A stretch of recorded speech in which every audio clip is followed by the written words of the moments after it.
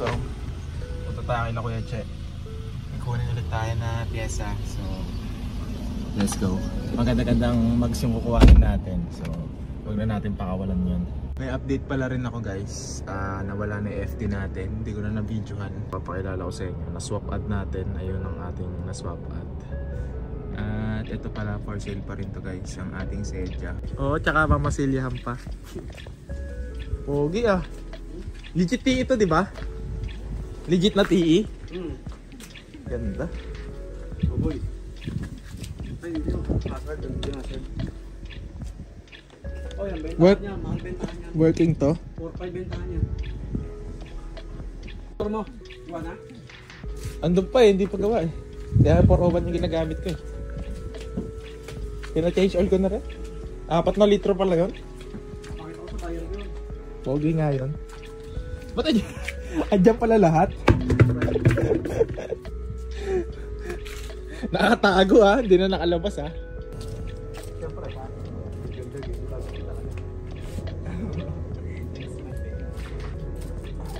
okay.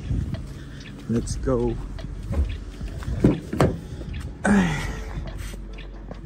So ito guys yung max issue niya ito. Pero rota naman siya all the way. 4 holes siya. Tapos issue niya dalawang center wala. Eh siyempre ang gusto ko mag-provide ako ng mas maayos din naman kasi biro mo 3 taon pabalik-balik sa akin yun. Baka naman ano na buong pa lang sira na, di ba hindi naman babayaran tapos ako pa masisira pa ako. Pero sa to sir okay to kasi original 12K auto to sir. Tapos dalawa susi. Wala yan sir, talaga kahit ano ko pa yung ano ko. Iaalay ko na pangalan ko sir. Talaga. Eh kita naman yan sir eh, kitang kita talaga na ano talaga. Tapos pina-PMS ko lang kasi bago ko benta, gusto ko maayos. Tapos yun, nung nalaman ko nga, sira na pala yung ano. Hindi pa rin nagpalit ng gulong. Oo, hanggang ngayon, yan para ng stock na gulong. Kaya sabi ko nga sir, all stock talaga yan. Dahil lang ang pangkapitan sa kanya, MDL. Meron na siyang MDL, may ano na rin siya. All stock talaga. Ang sarap nga ng biyahe ko eh. Pagas ko 200. Kailangan sir, ano, buksan. Buksan na rin siya. Tapos Magaw lang.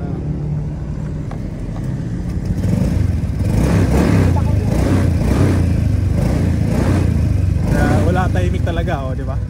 Wala ka maririnig.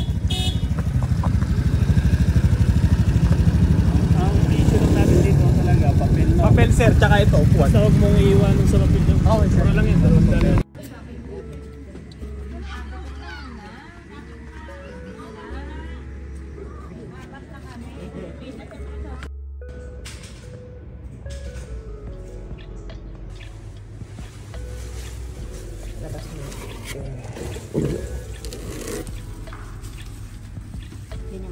Oo, okay lang.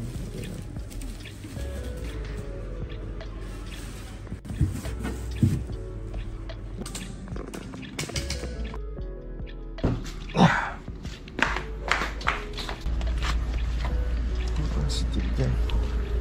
Ito.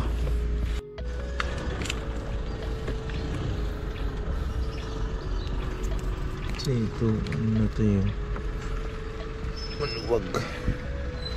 Natin ko i-start.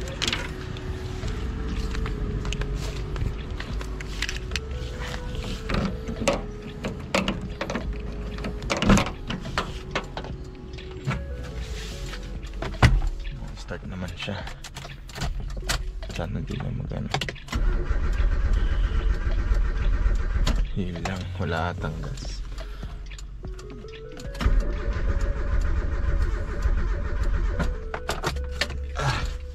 Yung ano.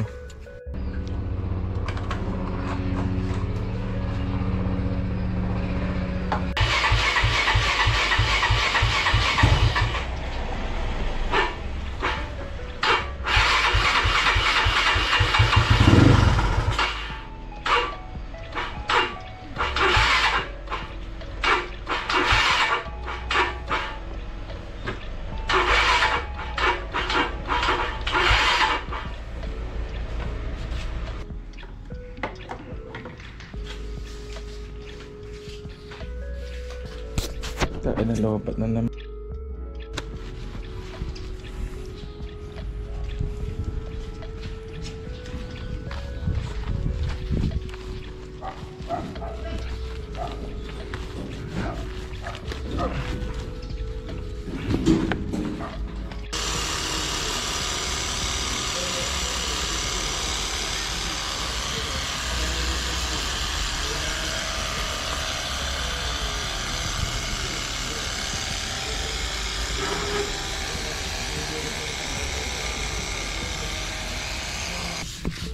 Hindi ko pala kayo na-update guys. Yung FD pala natin ay naging Ninja na. So, ang nangyari, swap sa Ninja plus Casula. So, yun. Nabitawan na natin FD natin. Tapos ito, alam ko na vlog ko na to. Pero hindi ko pa siya na re-review para sa inyo. So, i-review natin siya in the next vlog. Sedya natin. Naayusin din natin yun. Kasi napabayaan na namin eh. So, yun. Naglinis lang ako ng motor. And sunod naman yung Vespa. So guys, focus na tayo dito ngayon sa Sedya. Kasi nabenta ko na yung Aerox ko. Magkaroon ako ng Aerox. Ito yung video guys. Yan, nagkaroon ako ng Aerox. Nabenta ko na yung Aerox. Ngayon, dito naman tayo sa Sedya. Pero binibenta ko rin tong 401 tsaka Ninja ko. Pero sa ibang vlog ko na lang siya ipapakita. So, maglilinis muna ako dito ng Sedya.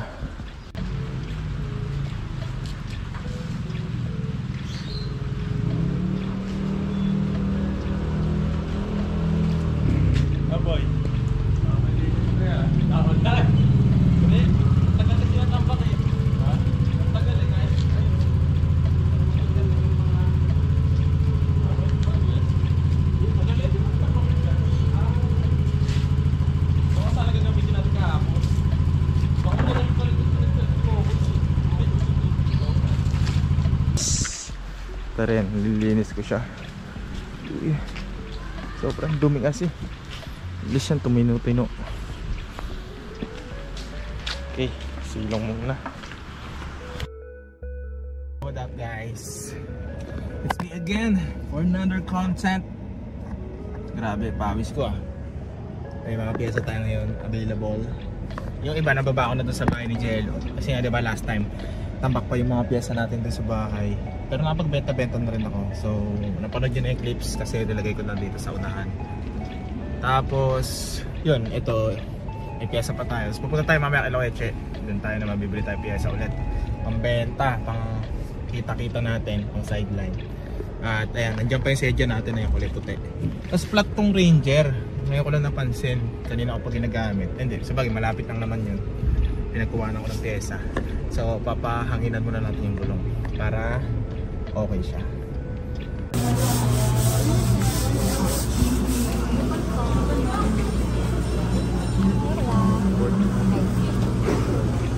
One-fourth lang. Mga ilang piraso ba one-fourth?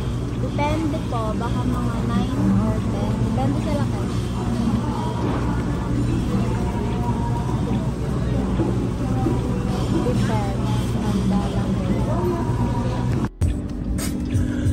Diretso tayo kay Kuya Che. Kaso lang, grabe naman din eh. Oh. Pak, parak, pak. Wasak, wasak. Ito na pick up. Medyo basic lang. Aray ko, mga piyesa sa likuran. Let's go. Now guys, kila Kuya Che, nakita ko tong EK hatch. Apakaganda talaga. Mga piyesa dito, tampak lang ako. Gusto niya magpagawa dito kay Eric, RE Motorsports. Mga piyesang tambak. Daming ano, laminator. Ano ba yan? Radiator pala.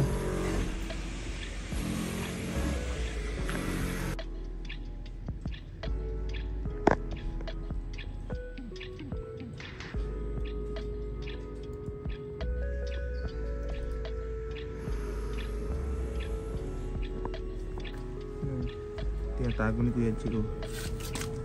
B16A yan, Japan, galing EK9. Pinatay. Nabangga yung EK9, tapos pinenta yung kaka. Japan yan.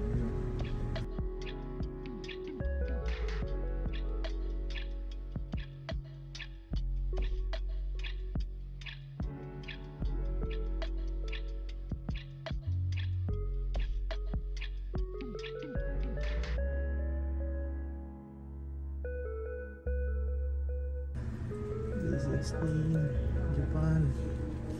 So, champion ang pagkakakuha dito ni Kuya Che. Ayan, bumper ng EK9 yan, tunay. Harap likod. Pati yung hood. Tingnan natin kung mabibili natin yan. Pero malamang may presyo yan. Pero ginto yan. Ganyan ang magkakalakal ng pyesa. Bibilin ko yung mags eh, yun o. Takal niya kasi dumating eh, bumili pintura. Malapit na daw. Malapit na daw siya. EK9.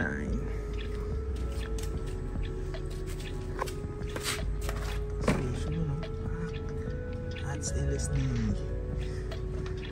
Hindi ko kasi alam paano malalaman pag EK9 eh. Pero B16 kasi makina, hindi ko alam kung B18 yun dapat eh. Pero EK9 yun. Hindi ko alam kung sino nag-vlog nun eh.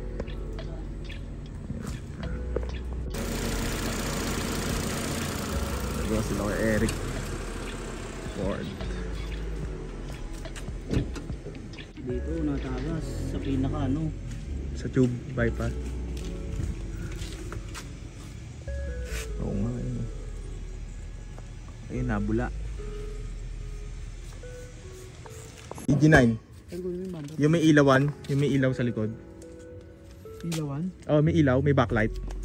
Na? Pag pumareno ka, iilaw rin. Ito? Oo. Ito, ESI din. Oo. Okay. Wala mo magkano ako nakuha. Hindi, pang EK yan. Ito eh. Oo. Sama lang na yun, libre na lang yan eh. 700 ko lang nakuha yung wing. Basta sama sa 10,000 yan. Dito glove box ka. Okay, let's go home na. Full pack na tayo ngayon. Nag-restock lang tayo ng pyesa. Nagkataon. Medyo naubos na rin yung mga paninda natin. Pero marami pa rin naman. Pero yun, since dagdag sa sideline natin yan, dagdag sa income. Tsaka gusto ko yan. Pyesa giving. So let's go home na. Yun na yung bago natin pyesa. Meron tayo dito bigote na headlight Stanley. Tapos yung mga naiwan natin na pyesa last time, EG na taillight set. Tapos meron tayo dito ang D1 spec na original. Ayan o. Sobrang ganda nito guys. Makita ko na sa inyo. Ayan. Tapos kompleto tayo lahat ng EK parts, inner. Kompleto tayo dyan lahat. May picture na lang. May picture naman ako. Puntaan nyo na lang sa profile ko. Ipopost natin lahat. Tapos ito, EG9 na wing. Stock EG wing. Meron din tayo. Tapos yan. Meron tayong dashboard na sariwa. Kasama yung kick panel. Yan. Kompleto yan. Meron din tayong climate control. Basta isang buong dashboard. Lahat, pati aircon vent. Lahat. Tapos ito mga pesa ito ng motor eh.